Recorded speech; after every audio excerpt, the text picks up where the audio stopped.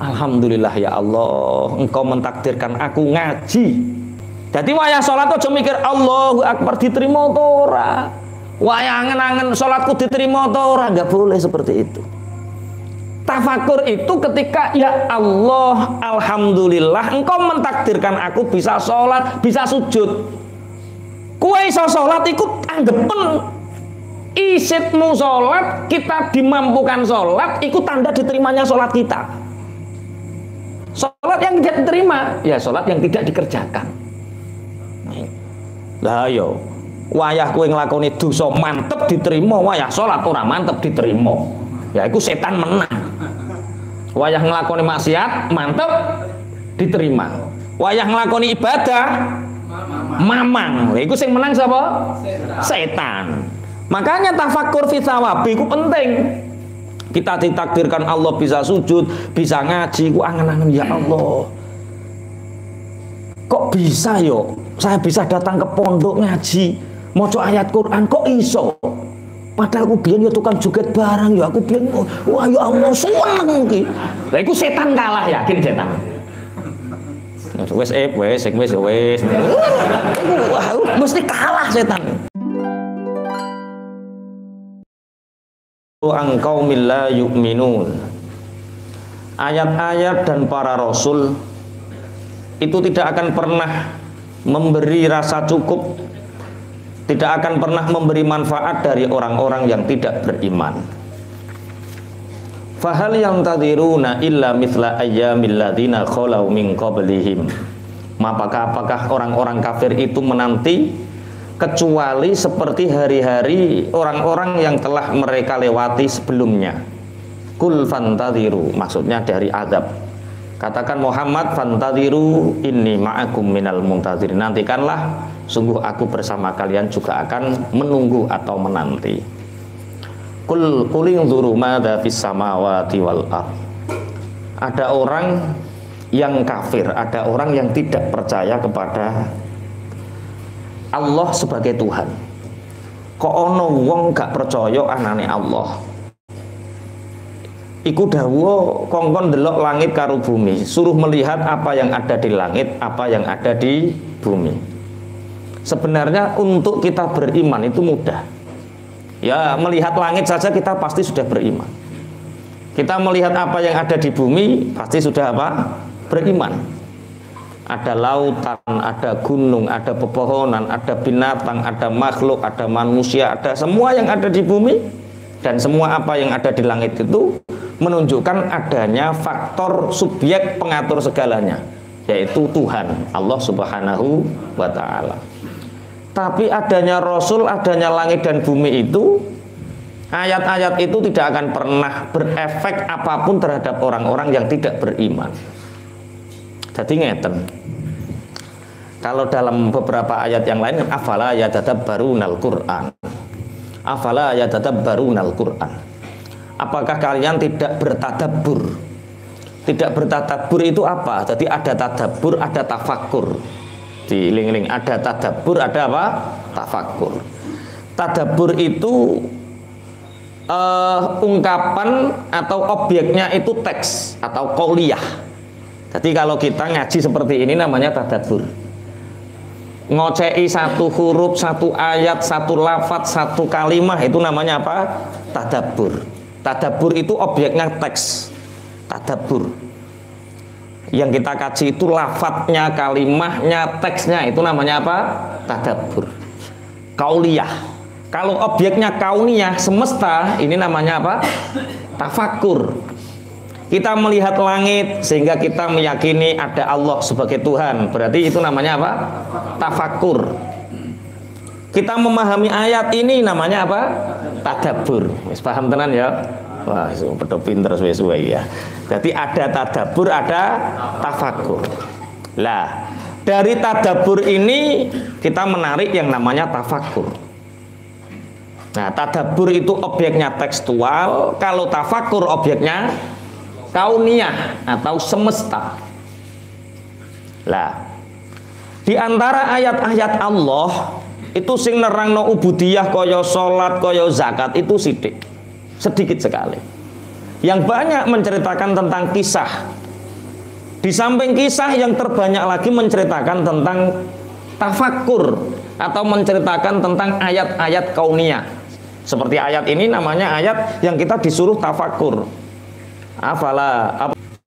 Jadi begini, semua rasul, semua nabi itu ahli tafakur, tak boleh ini. Semua nabi, semua rasul itu ahli apa? Tafakur. Tafakur itu memahami ayat kauniyah, melihat semesta, kemudian keyakinan menghunjam dalam hati, itu namanya tafakur. Dari tafakur ini nanti kita akan masuk dalam satu kearifan. Orang yang ahli tafakur itu arif. Orang yang ahli tafakur itu bijaksana. Orang yang ahli tafakur itu hatinya lemah lembut. Orang yang ahli tafakur itu tajam sekali firasatnya. Itu ahli tafakur. Nah, metodologi pendidikan para rasul, metodologi pendidikan para nabi itu melalui tafakur, mengajak umatnya untuk apa? Bertafakur.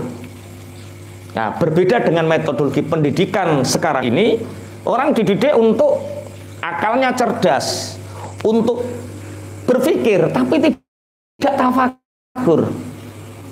Sehingga hatinya tidak tajam, hatinya tidak lembut, perilakunya tidak lembut, tidak ada kearifan, tidak ada kebijaksanaan.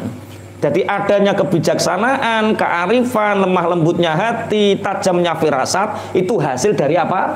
Tafakur, tafakur. Satu contoh, Nabi Zakaria itu di usia senjanya. Jadi Nabi Zakaria itu nikah, lama nggak punya anak. Kemudian di usia senjanya, dia tahu-tahu punya anak setelah Maryam. Maksudnya Maryam itu keponakannya, Maryam itu Maryam lahir, kemudian di rumah siapa?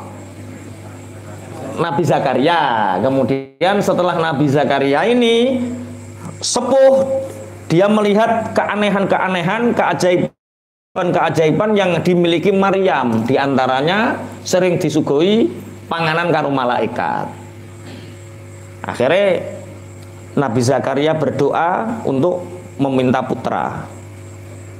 Fanadatul malaikatu wa huwa qa'imun yusalli fil mihrab annallaha yubashshiruka bi Yahya musaddiqan bi kalimatin minallahi wa sayyidan wa hasuran wa nabiyyan minas salihin.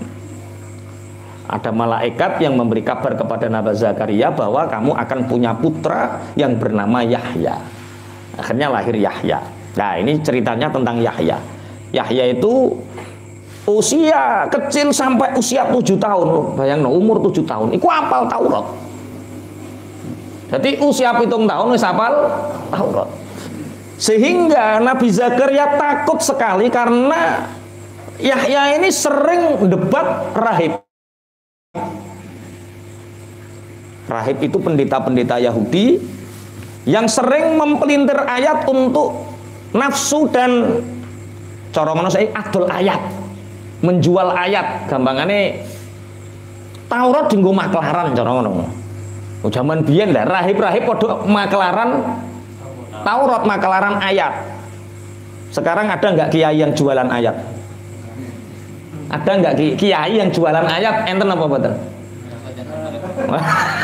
Yo cundarani gue. Yo nek roh yo kandhani ngono. Lah Yahya ini sering, oh maknanya tidak seperti itu. Kan sering zaman Orde Baru.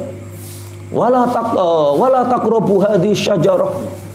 Ketika dulu Partai Golkar suka pakai ringin itu kan wala taqrabu hadhihi syajarah. Lah lawan politiknya itu jangan dekati pohon ini, yo ringin ojo deket-deket. Itu namanya jualan ayat. Jadi ayat Quran dipelintir untuk kepentingan pribadi. Lah zaman dulu ada seperti itu. Rahib. Lah sehingga Nabi Yahya kecil ini sering memperingatkan rahib, tidak seperti itu, tidak seperti itu. Sehingga Nabi Zakaria ini takut, menakutkan apa? Jangan-jangan nanti Nabi Yahya ini dibunuh oleh rahib. Sehingga pernah pagi sampai sore menjelang petang itu nggak pulang ini Nabi Yahya. Usia 7 tahun. Ternyata ketemu itu di Cara kene ngono ya tepak ora-ora ngono kuwi lho. Apa itu namanya? Tanah yang jarang disobo wong, jarang orang ke sana, dia ke sana ternyata apa? Yahya kecil ini tengok-tengok di lubang. Yang lubang itu persis dengan ukuran tubuhnya. Jadi umpama lumrahe bocah 7 tahun, rolas apa sak meter sithik ya dia ya duduk sak meter sithik ombone. Di situ Nabi Yahya kecil itu nangis guguk-guguk. Haman lihat di kitab Qisasul Anbiya, nangis guguk-guguk. Setelah nangis guguk-guguk, Nabi Zakaria, loh itu apa Nabi Yahya? Yahya, apa yang kamu lakukan? Bukankah Bapak tadi mengajarkan kepadaku bahwa setiap manusia pasti mati dan pasti akan menyendiri di lubang kuburnya? Dan hari ini aku bertafakur, aku menggali lubang kuburku sendiri, dan setiap aku melihat lubang itu aku menangis, teringat perkataan Bapak bahwa setiap manusia nanti mempertanggungjawabkan amalnya. Umur 7 tahun wis iso tafakur ngono. Kowe wis tau duduk kuburanmu dhewe. Itu pelajaran, Masya Allah, itu namanya tafakur. Ora tau ngaji pisan keliru gitu ya. Ngidul gak sampean yo? Mas tak ngidul sampean. Sampean ngidul to? Sampean ngidul? Kok mriki mawon Mas ning ngidul rono? Oh, nek menawa kleru. Bolos telung Selasa ngaji pisan keliru. Jalannya nggak bisa dilewati. Jadi ngajine ning lor. Jadi terisolasi, nggak apa-apa lah sekali-kali ngaji ning pondok induk ya. Banyak yang keliru tadi ya. Banyak yang kesana tadi. Cawin tok. Astagfirullah. Sing ngumumno flyer, sing ngumumno nang grup keliru pisan. Sing nurut kale. Hah? Sing dene kula kale. Sapa? Lha iku jenenge dolun mudilun. Sesat dan menyesatkan. Wong niki yang ngaji kok sampai keliru. Lah itu bukti bahwa kadang-kadang yang menunjukkan jalan itu kadang-kadang ya tidak sampai ya seperti itu. Mulane golek pemimpin sing hati-hati. Itu dolun mudilun. Jadi sesat menyesatkan. Mau diikuti wong kok tambah rono. Jadi pendidikan metodologi Nabi dan Rasul zaman dahulu itu metodologinya pakai apa? Tafakur. Tidak sekedar kecerdasan otak, tidak sekedar kecerdasan intelektual, tidak sekedar ilmu yang digali, tapi ada hikmah, ada kearifan, kebijaksanaan, lemah lembut, dan tajamnya firasat. Itu semua lahir dari namanya apa? Tafakur. Makanya banyak ayat-ayat Al-Quran seperti ini. Qul madza fis samawati wal ard. Kok sampeyan niku kafir, nggak percaya adanya Tuhan? Apakah kamu nggak pernah melihat langit? Apakah kamu nggak pernah melihat bumi? Orang cukup melihat langit dan bumi itu sudah beriman. Nah terus wa matughnil ayatu wan nudhuru an qaumil la yu'minun. Memang ayat-ayat Allah yang sebegitu banyak, Rasul yang sebegitu banyak diutus oleh Allah itu tidak akan pernah cukup untuk bagi orang-orang yang tidak beriman. Hanya satu contoh, Rasulullah itu pernah jalan-jalan. Ini contoh bagaimana Rasulullah mengajak para sahabat itu untuk bertafakur. Rasulullah pernah ada sahabat yang mengikuti Rasulullah, ada bangkai unta mati dirubung laler, dikerubuti lalat. Kemudian Rasulullah mengatakan, sampean mau tak belikan bangkai unta itu? Cara sampean tak takoki ngono, gelem enggak tak tukokno apa batange unta, gelem sampean? Hah? Kena apa dek ora gelem? Lah. Ya sama persis jawabannya. Untuk apa ya Rasulullah? Jangankan dibelikan, dikasih kita nggak mau. Lah kenapa? Jijik, berpenyakit, banyak alasannya. Kata Rasulullah, kamu tahu nggak? Itulah dunia yang kamu tinggalkan. Itulah dunia yang kamu serakkan, yang tidak kamu ambil manfaatnya apa-apa dari dunia itu. Dunia itu adalah bangkai. Bangkai yang setiap orang mati tidak menginginkan dunia itu. Iku mau pingin urip neh terus aman. Orang mati itu kalau sudah mati ingin hidup lagi dan ingin amal. Orang pengen dunya. Tapi aneh wong sing urip pengen jajal. Sampean pengen amal apa pengen dunya? Sampean tak dudoi 2 rakaat salat qobliyah subuh karo duwe 1 juta milih ndi? 2 rakaat subuh. Oh, ngaji ya. Nah, inilah. Jadi itu tafakur namanya. Rasulullah langsung cep. Kamu mau nggak tak belikan bangkai unta itu? Nggak mau ya Rasulullah, untuk apa? Jangankan dibelikan, dikasih saja kita nggak mau. Apa kata Rasulullah? Ya itulah dunia.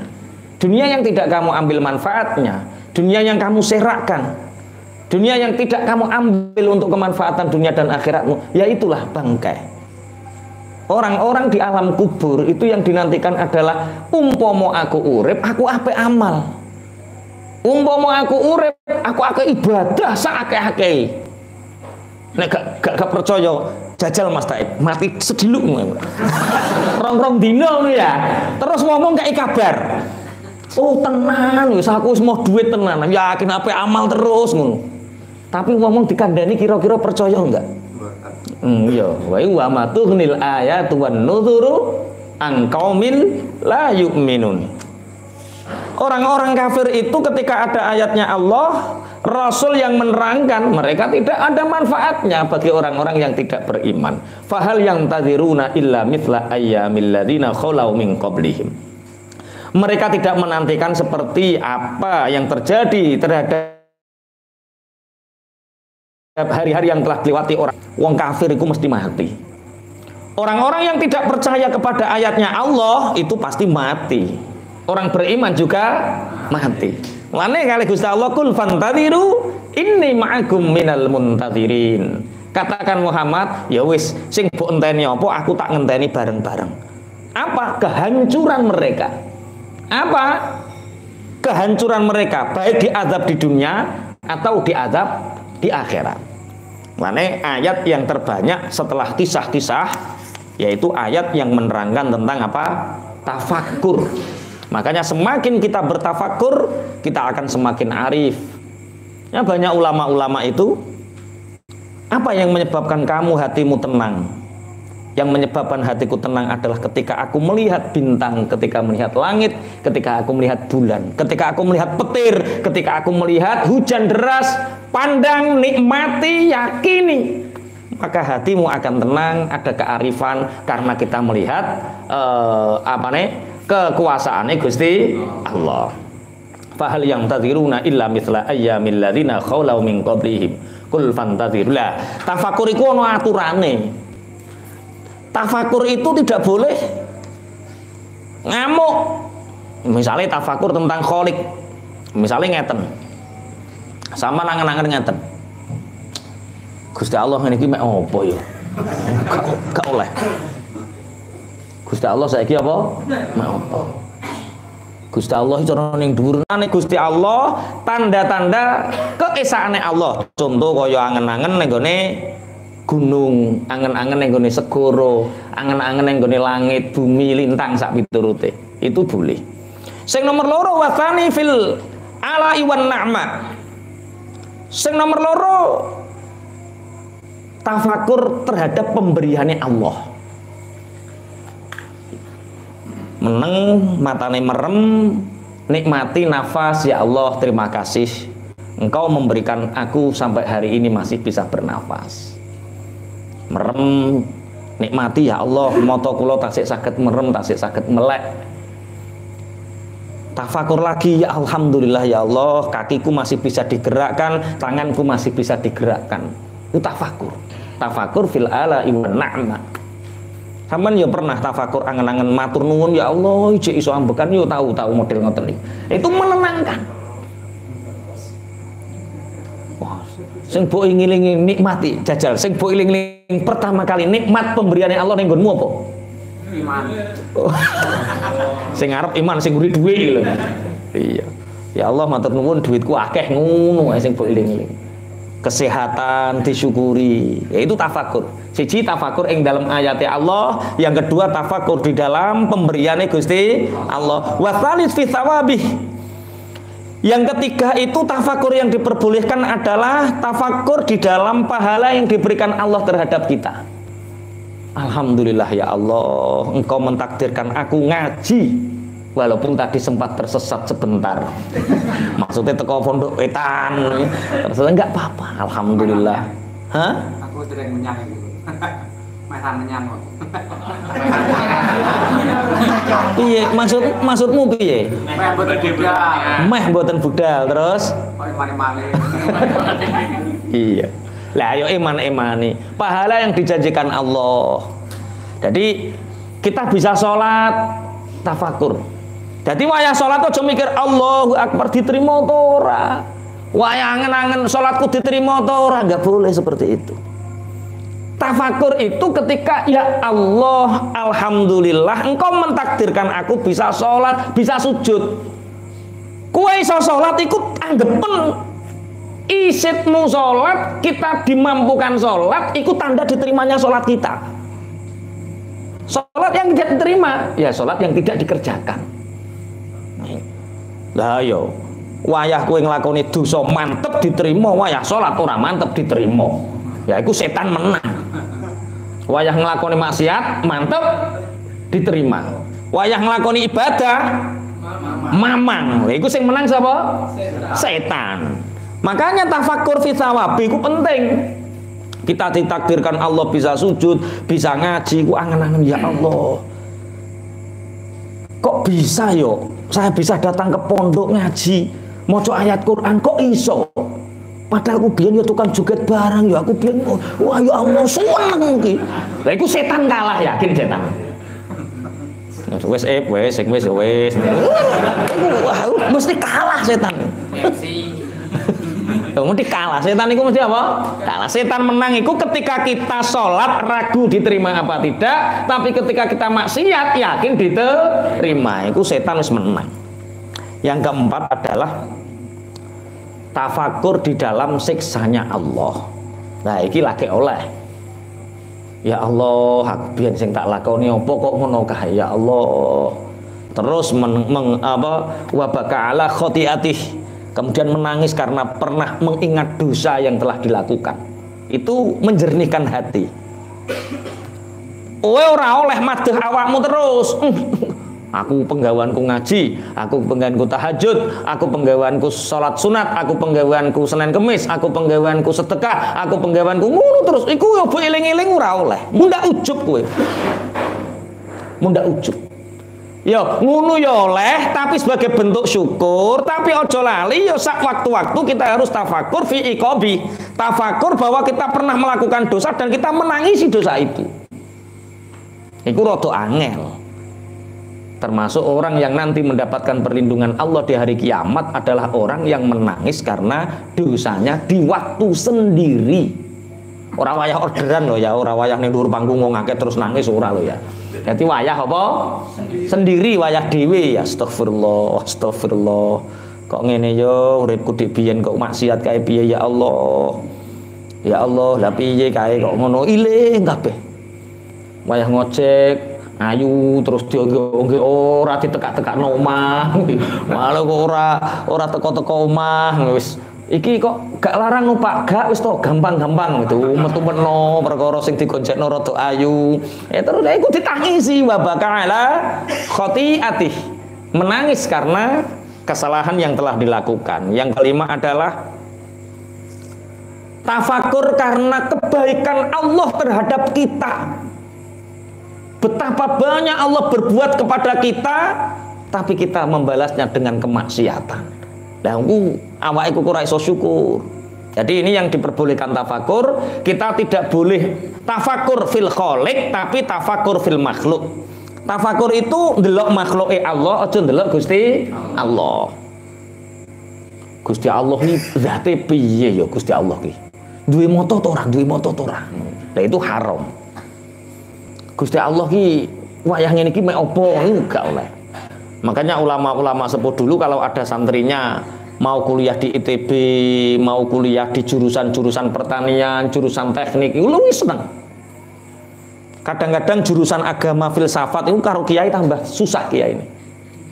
Aku ridho cung nek awakmu kuliah jurusan teknik, jurusan pertanian. Loh, aneh.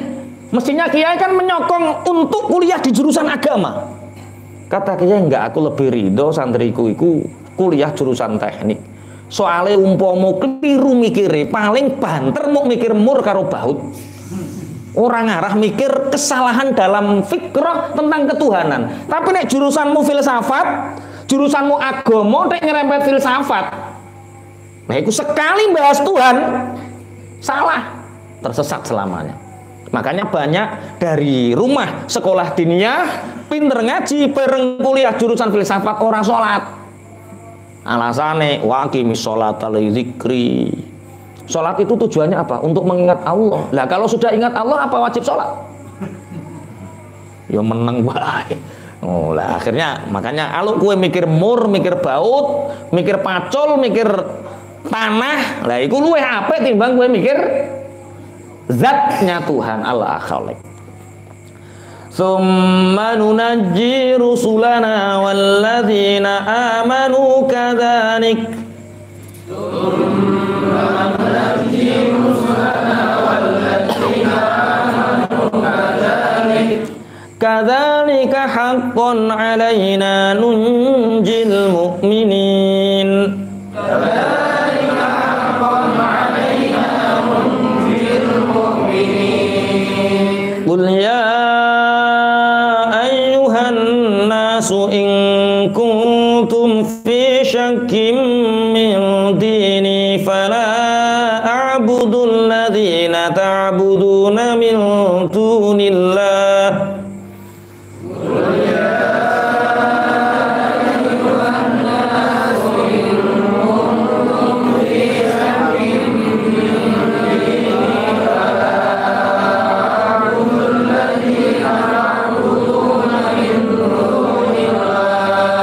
Walakin a'budullaha alladhi yatawaffakum. Walakin a'budullaha alladhi yatawaffakum. Wa umirtu an akuna minal mu'minin. Wa umirtu an akuna minal mu'minin. Summa nunajji nuli nyelametaken sapa ingsun Allah, ingsun nyelametaken rusulana ing pira-pira utusan ingsun walladzina lan wong akeh.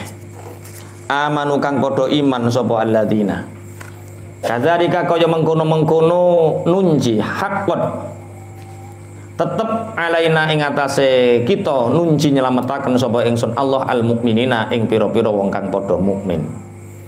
Kul dawuh sapa sira Muhammad ya ayuhan nasu he eling-eling menungso ing kuntum lamun ta ana sapa sira kabeh.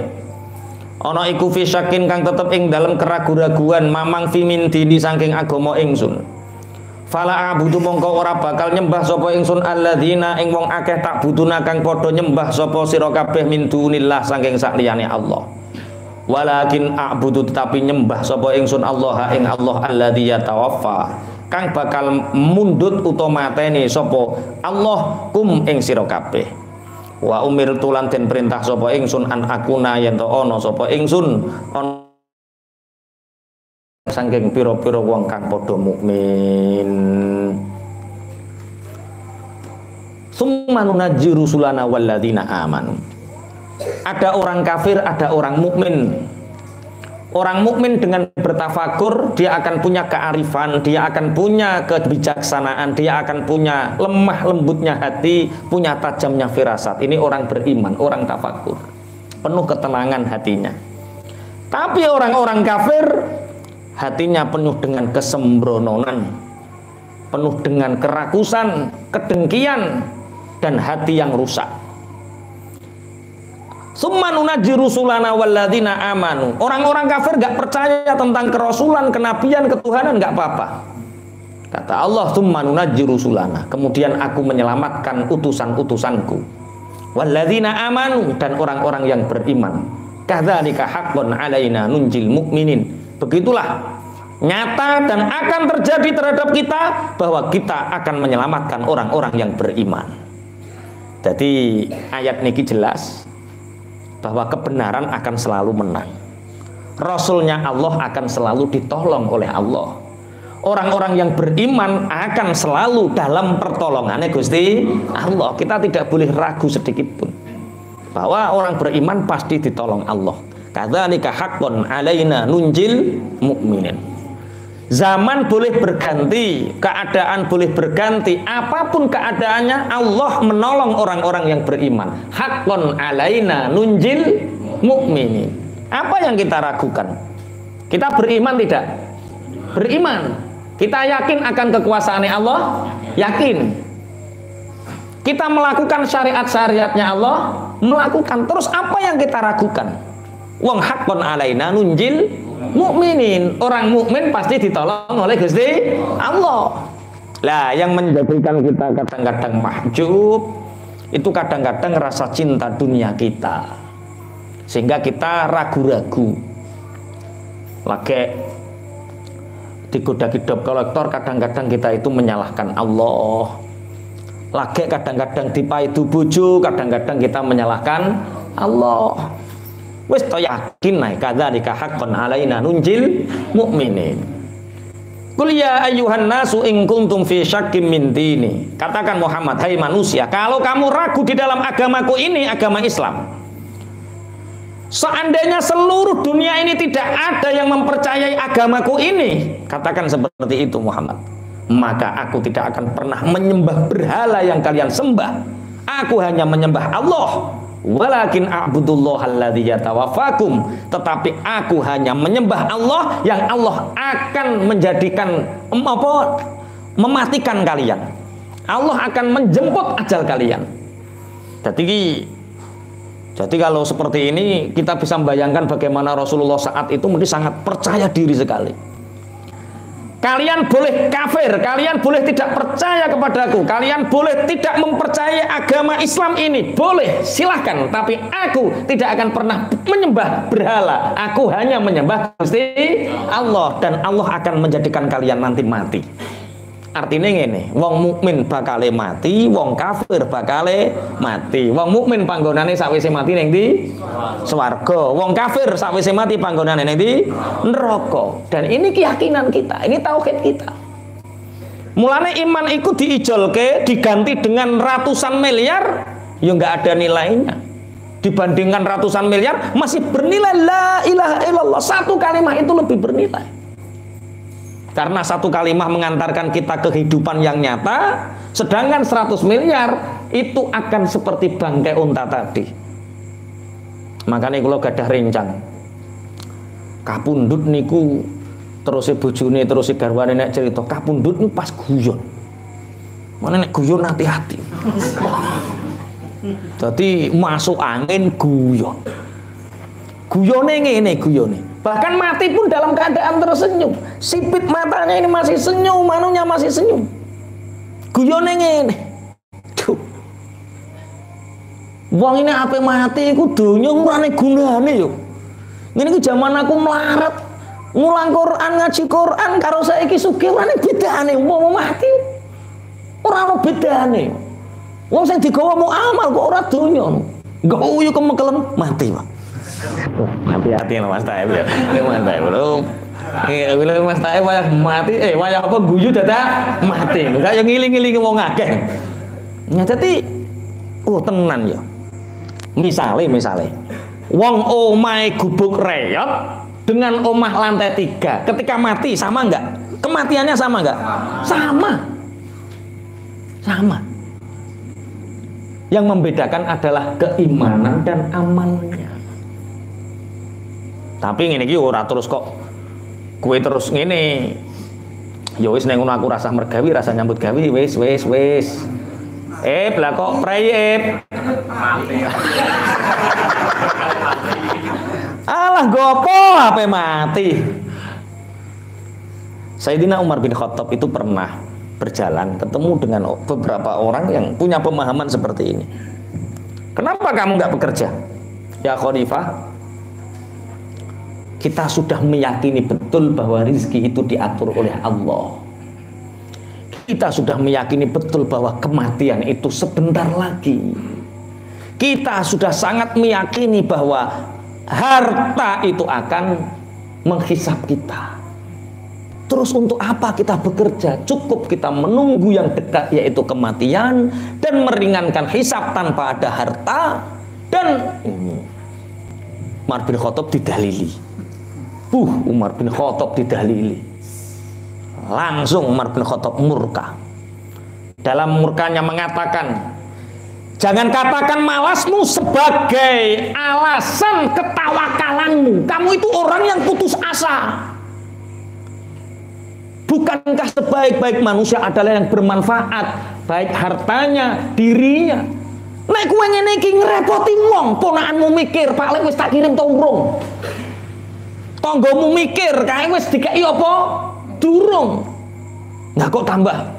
Makanya orang tawakal dan orang pemalas itu jaraknya sehelai rambut. Ya no mikir hasbunallah, hasbunallah. Hasbunallah, hasbunallah, hasbunallah. Le gak nyambut gawe le. Hasbunallah, hasbunallah. Hasbunallah, hasbunallah. Barang suwe-suwe berhasbunallah kok tambah angel. Ya nasib, ya nasib. Ya nasib, ya nasib. Le gak nyambut gawe le. Rezeki wis ditanggung Allah. Ya miskin, ya miskin. Itu orang tawakal atau orang malas? Malas. Yuk, omongannya bener seakan tawakal, kadang-kadang perilakunya malas. Pak Hati, blik martabak, blik martabak, blik martabak. Walah semangat Pak Hati lah. Yang ini gue sangune mati lah. Ini tawakal. Tawakal itu pekerjaan hati. Balik ini ya. Tawakal itu pekerjaan hati, bukan pekerjaan zahir. Zahir tetap mergawe, kerja hati tawakal. Kalau yang tawakal anggota tubuhnya, dia itu tawakal atau malas? Malas sampai Umar bin Khattab seperti itu. Insya Allah. Dan ini banyak terjadi. Kalau seandainya kata ini firman-Nya Allah disuruh mengucapkan kepada Kanjeng Nabi disuruh mengatakan kepada seluruh manusia, hai manusia, seandainya tidak ada satupun orang yang mempercayai agamaku, aku tidak akan pernah menyembah berhala. Aku hanya menyembah Allah yang Allah nanti akan membuat kalian mati dan mempertanggungjawabkan amal kalian.